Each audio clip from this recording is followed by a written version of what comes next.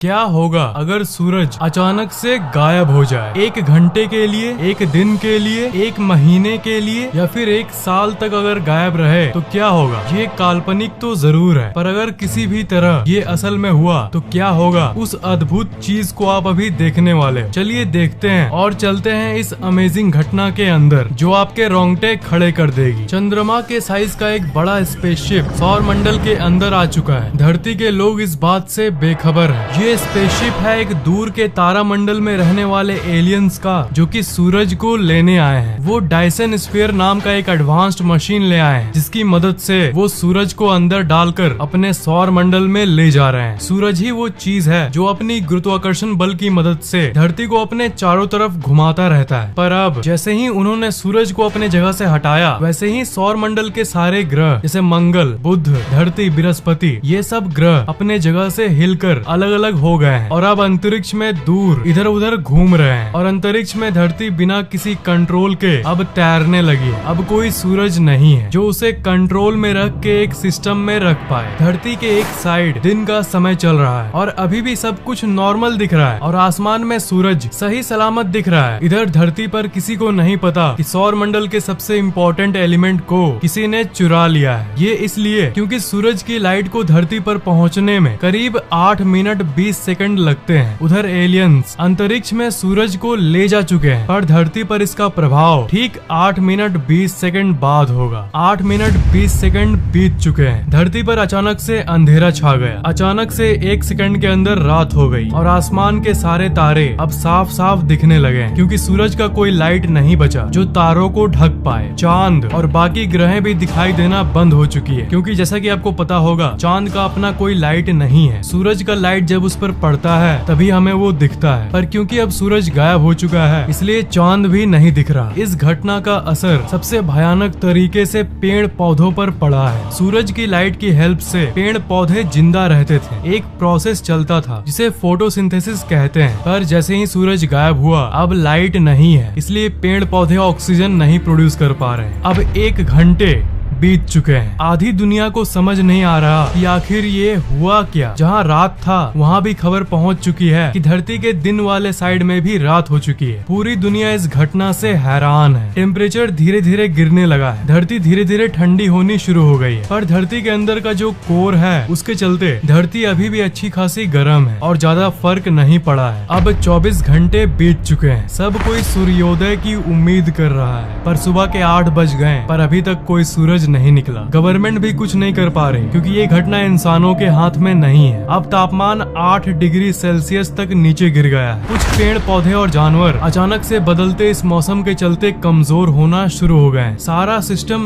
नष्ट हो चुका है, पर समुद्र के अंदर के जो जीव हैं उन्हें कुछ चेंजेस नहीं दिख रहे हैं। उनके लिए उनकी दुनिया अभी भी वही है। अभी भी जगह जगह पर थोड़ी गर्मी बची हुई है, क्योंकि धरती के वायुमंडल की एक खासियत ये है कि वो सूरज से मिली गर्मी को कुछ दिनों के लिए अपने अंदर रख सकता है, जिसके चलते ऐसी नौबत नहीं आए कि हर जगह बर्फी बर्फ हो जाए। पर ये स्टोर्ड गर्मी सूरज के बिना सिर्फ 3 या 4 दिन तक ही रह सकती है। पर अब 7 दिन बाद 7 दिन बीत चुके हैं। अभी भी धरती पर अंधेरा छाया हुआ है और तापमान माइनस में पहुंच गया है, -20 डिग्री सेल्सियस। जिसका डर था वही हुआ। 0 डिग्री में पानी बर्फ बन जाता है, पर अब पूरी दुनिया की टेम्परेचर -20 डिग्री सेल्सियस है। इसलिए अब पानी लिक्विड यानी तरल रूप में मौजूद नहीं है। टीवी और इंटरनेट अचानक से बंद हो गई है, क्योंकि सैटेलाइट्स जिसे सूरज की रोशनी से पावर मिलती थी सोलर पैनल के जरिए, उनकी पावर ऑफ हो गई है। किसी भी तरह से हाई पावर बैटरीज की मदद से वो 7 दिनों तक तो चल गई, पर वैज्ञानिकों ने कभी ये नहीं सोचा था कि सूरज नहीं रहेगा, ऐसा भी दिन आएगा। इसलिए उन्होंने कोई बैकअप प्लान नहीं बनाया था। दुनिया के जितने भी समुद्र और नदियां हैं सारी की सारी अब तक जम चुकी है, -20 डिग्री सेल्सियस टेम्परेचर के चलते। पूरी दुनिया की बिजली अब चली गई है, क्योंकि जिस डैम के पानी से बिजली बनती है वो अब जम चुके हैं। इसलिए मोबाइल फोन टावर्स भी ऑफ हो चुके हैं और लैंडलाइन फोन्स भी बंद हो गई, क्योंकि इस दुनिया को ऑन रखने वाली बिजली अब गुल हो चुकी है। सिर्फ कुछ ही जगह पर बिजली बची है जहाँ पर दूसरे माध्यमों से बिजली बनाया जाता है, पर धरती का पूरा सिस्टम इधर से उधर होने के चलते वो भी कुछ ही दिनों में बंद होने वाले हैं। लोग अपने रिलेटिव से फोन पर बात नहीं कर पा रहे। इंटरनेट और फोन से जुड़ी वही दुनिया अब पूरी तरह से डिसकनेक्टेड हो चुकी है। ज्यादातर पेड़ पौधे अब तक मर चुके हैं क्योंकि बिना सूरज और बिना फोटोसिंथेसिस के वो इतने दिनों तक जिंदा नहीं रह सकते। और पेड़ पौधों को खाने वाले जानवर भी अब धीरे धीरे मर रहे हैं क्योंकि पेड़ पौधे अब अपने आप को जिंदा नहीं रख पा रहे हैं और सूख रहे हैं, जिसके चलते पूरी धरती पर इसकी कमी हो गई और उतने पेड़ अब तक नहीं बचे जिससे सारे जानवरों को खाना मिल पाए। जो पैसे वाले लोग हैं उन्होंने इन 7 दिनों में अपने लिए बेसमेंट बनवा लिया है ताकि वो इस कपकपाती ठंड से बच पाए और एक सुरक्षित जगह पर कम से कम जिंदा रह सके। गवर्नमेंट गरीब लोगों के लिए अंडरग्राउंड बेसमेंट बना रखी है ताकि वो उसमें जाके रह पाए और इस ठंड से बच पाए। सारे लोग एक समूह में जी रहे हैं। हर समय अब रात ही रात है। टाइम अब सेंस नहीं बनाता कि कब दिन है और कब रात है। पहले दिन और रात हुआ करता था पर अब सिर्फ रात ही रात है। आसमान की तारों का एक अलग ही मैप दिख रहा है क्योंकि धरती अंतरिक्ष में अकेले तैरते तैरते किसी अनजान जगह पर आ चुकी है।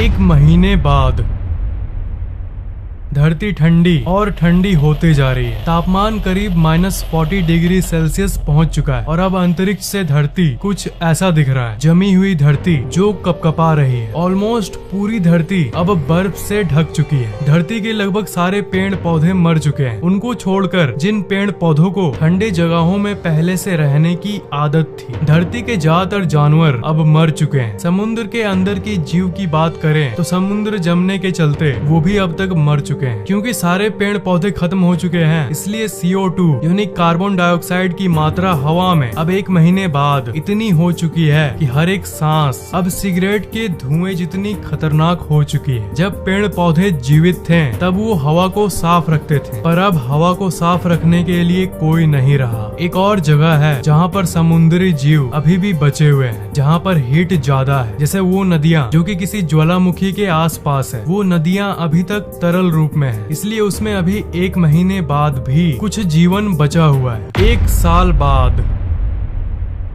जो जीवन बचा हुआ था वो अब तक खत्म हो चुका है क्योंकि सारे वोल्केनो इस अनइमेजिनेबल ठंड के चलते निष्क्रिय हो गए हैं, जिसके चलते जो समुद्र जमे नहीं थे वो भी अब जम चुके हैं सिवाय एकाध को छोड़कर। धरती पर ठंड इतनी बढ़ चुकी है कि अब कोई जानवर धरती पर मौजूद नहीं है। धरती की पूरी सतह पर जो बर्फ की लेयर थी वो अब हजारों गुना मोटी हो गई। शहरें अब कुछ ऐसी दिख रही है। सारे बिल्डिंग्स बर्फ में जमे हुए हैं और बड़ी बड़ी बर्फ की चट्टानें यहाँ वहाँ फॉर्म हो गई है। पर आश्चर्यजनक तरीके से एक जगह बची हुई है जहाँ जीवन अभी भी है। अब सिर्फ एक ही जगह है जहाँ जीवन अभी भी चल रही है, वो है समुद्र के सबसे गहरे पार्ट में। वही एक जगह है जहाँ पर धरती के कोर से उसे ताप मिल रही है, जिसके चलते अभी भी वहाँ पानी बचा है और जिंदगी मौजूद है। और इसके साथ साथ जितने लोग हो सके उतने लोग साउथ पोल, नॉर्थ पोल की तरफ चले गए क्योंकि वो धरती के उस पार्ट में मौजूद है जहाँ बहुत सारा जियोथर्मल एक्टिविटी है। मतलब धरती के कोर से उसे हीट मिलती है, जिसके चलते धरती के उस पार्ट पे हल्की सी गर्मी मौजूद है। 1000 साल बाद 1000 साल बीत चुके हैं और अभी तक सूरज नहीं निकला। धरती की आबादी खत्म होते जा रही है क्योंकि धरती पर न ही कोई पेड़ है और न ही कोई जानवर। लोगों के पास खाने का कोई सोर्स नहीं बचा है। धरती में अब ऑक्सीजन की मात्रा अब ना के बराबर है। 1100 साल बाद और 100 साल बीत चुके हैं। धरती का तापमान -160 डिग्री तक पहुंच गया है और इस तापमान में इंसानों का कुछ ऐसा हाल हुआ है। 1100 सालों बाद अब धरती अंतरिक्ष में तैरते तैरते एक अनजान नई जगह में आ गई है, सौर मंडल से बहुत दूर। और इधर दूसरे side Jupiter, Saturn, Mars, mercury सारे ग्रह अरबों किलोमीटर दूर दूर हो चुके हैं एक दूसरे से। धरती फाइनली अब 1100 साल में तैरते तैरते उस जगह आ गई है जहाँ पर अंतरिक्ष के रैंडम एस्ट्रॉयड अब धरती से टकराना शुरू हो गई है। अंतरिक्ष में तरह तरह के एस्ट्रॉयड और दानव पार्टिकल्स घूमते रहते हैं और बहुत खतरनाक रेडिएशन भी आते रहती है जो कि धरती को कभी भी हिट कर सकती है। अपने इस सफर के आखिर में धरती एक बहुत तेजी से आती हुई एस्ट्रॉयड से टकरा गई है और अब सब कुछ खत्म हो गया।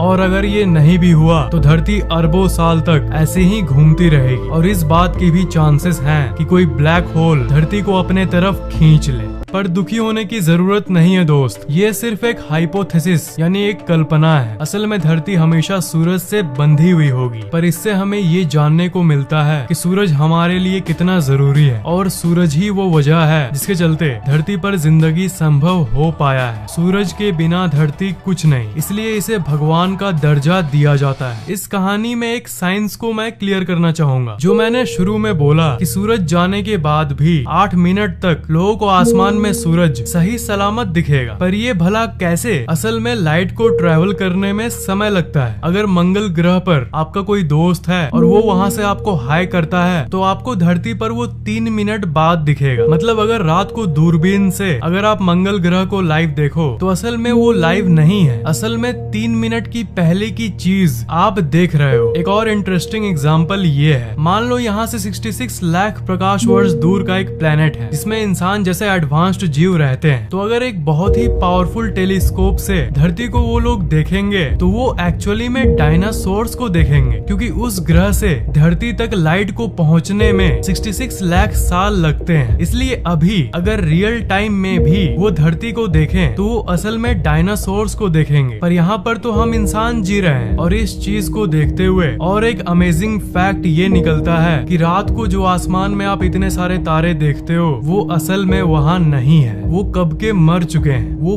पास्ट है, वो अरबों खरबों प्रकाश वर्ष दूर के तारे हैं। इसलिए आज से 1 अरब साल पहले जो था तब का लाइट हमें अभी जाके पहुंचा है, क्योंकि लाइट को पहुंचने में इतना समय लगा है। इसका मतलब अरबों साल पुरानी चीज को हम अभी देख रहे हैं। अभी इस मोमेंट में एक्चुअल में इस समय में वहाँ क्या होगा ये कोई नहीं जानता। जो आप देख रहे हो सब पास्ट है। आसमान में शाम के वक्त जो आप लाल सूरज देखते हो वो असल में 8 मिनट पहले का दृश्य आप देख रहे हो। आप लाइव सूरज को देखते हुए भी लाइव सूरज को नहीं देख पाते। बड़ी अमेजिंग बातें हैं ये, इज़न्ट इट? ये वीडियो आपको कैसा लगा नीचे कमेंट जरूर करना, लाइक और शेयर जरूर कर देना। और अगर आपने अभी तक इस चैनल को सब्सक्राइब नहीं किया है तो सब्सक्राइब जरूर कर लेना, और अगर अभी तक घंटा नहीं दबाया है तो उसे भी दबा देना।